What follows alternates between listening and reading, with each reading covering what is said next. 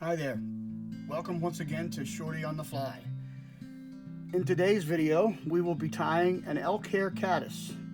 And I know there's probably hundreds, if not thousands, of videos out there tying this pattern or a version of it, but I'm going to give you my version, which involves veering slightly off course from the original pattern in both material and technique. And I hope it'll be a little bit more helpful to you when you sit down to tie this pattern. So let's go ahead and get started. I'm using for a hook a standard dry fly hook in size 14. I've pinched the barb so that it comes out of both fish and fishermen a little more easily. And for my thread, I'm using olive 6/0 Danville. We'll go ahead and get the thread started on the hook in the usual fashion and take touching turns toward the rear of the hook. When I get to about the halfway point, I'm going to come in and trim the waist away and then continue my journey to the rear of the hook till we get just to the bend. Stop there, and then I'm going to tie in a hackle feather, in this case a brown neck hackle. And what I'm looking for is this area of the hackle feather where all of the barbs are the same length, not down here where they're webby and of different length. Now I'm going to come in and go ahead and trim off what I don't need, and then pull away a couple of the fibers at the bottom of the stem so I have something to attach to the hook. Now we're going to lay the stem at about a 45-degree angle and allow thread torque to carry it to the top of the hook. And I'm going to come right back to almost the hook point and then start to do my abdomen. And in this case, I'm using tan superfine dubbing. And we don't want a lot. We want to dub that on nice and tight, nice and sparse, so that we have a good looking body. And what I'm ending up here with is about a 3-inch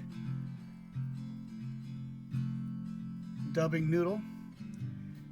And now I'm going to go ahead and take those thread wraps back to the bend of the hook, and then my dubbing will get started. And I want to take nice tight wraps as I come forward.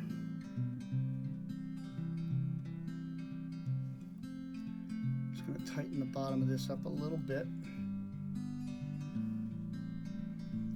and I'm going to end about 2 hook eyes behind where the hook eye is. Okay, and I have a slight reverse taper on that because that's the shape of a caddis fly. Okay, now I'm going to come in here with my hackle pliers and get a hold of the hackle and begin to wrap.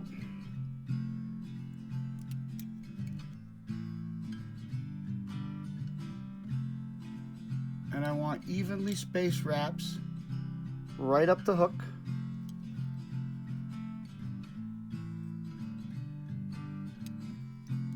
Okay, just get everything out of the way as you go and try to keep those wraps as evenly spaced as you can. You might have trouble with this when in the beginning, but as with everything else, with practice, it will come. Okay, right up to where the thread is, and then I'm going to come in and lift the hackle straight up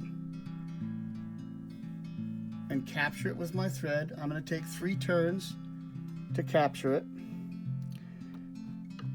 then come in and flip it off as close to the hook as I can, and just take a couple more wraps just to make sure everything is secure. Got one. Where are you? Okay. All right, fine. There, be that way. There we go. Okay.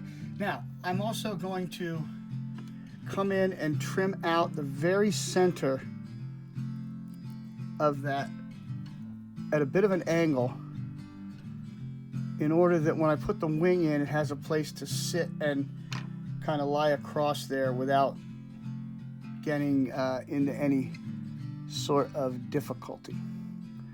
Okay, so for my wing, this is where I'm going against the grain as well. I'm not using elk hair as they do in the traditional pattern. I'm using natural Comparadun deer hair. Looks like this. How much do you take? That's hard to say at the beginning. You just kind of have to get used to what it is.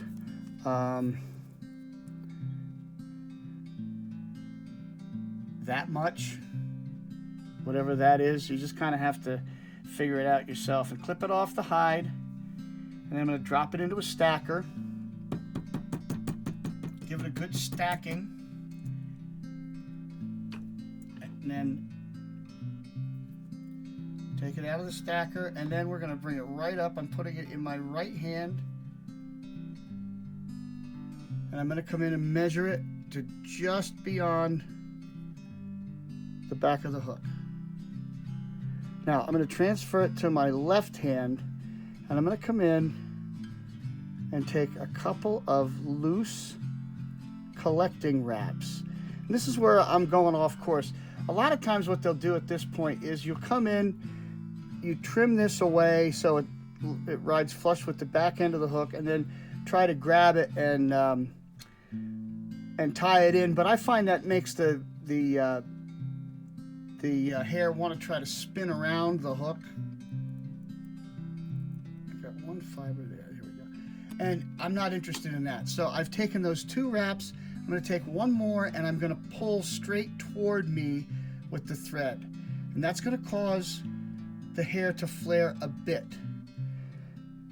Now here's where I solve that spinning problem. I'm going to come in and grab a few hairs, make two wraps. Grab a few more, make two wraps. Grab a few more and just work your way up to the front of the hook by pulling those hairs out of the way and wrapping them.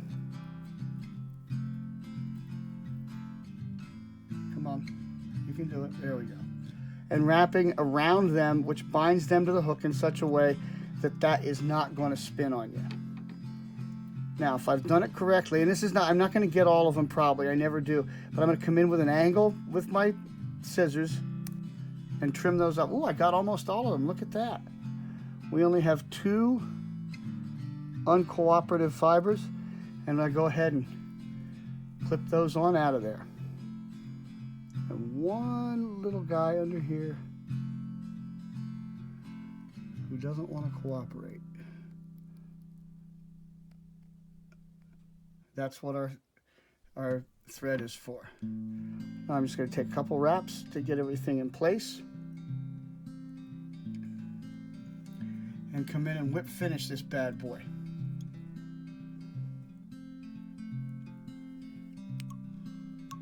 Four-turn whip finish.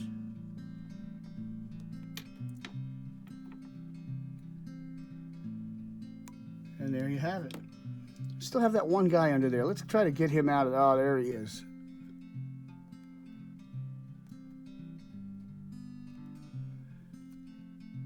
There, we got him.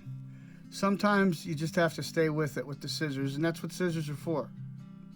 Don't be afraid to make it look the way you want it by trimming away the stuff that you don't. There we go. I'm happy with that one. All right. So again, you can alter the color if you'd like with olive body or rusty brown or gray or whatever you like, but it's not a difficult fly to tie. So I hope you enjoyed the video. If you did, please subscribe, give us a like, or leave a comment. We love hearing from you. And until we meet again, I bid you peace.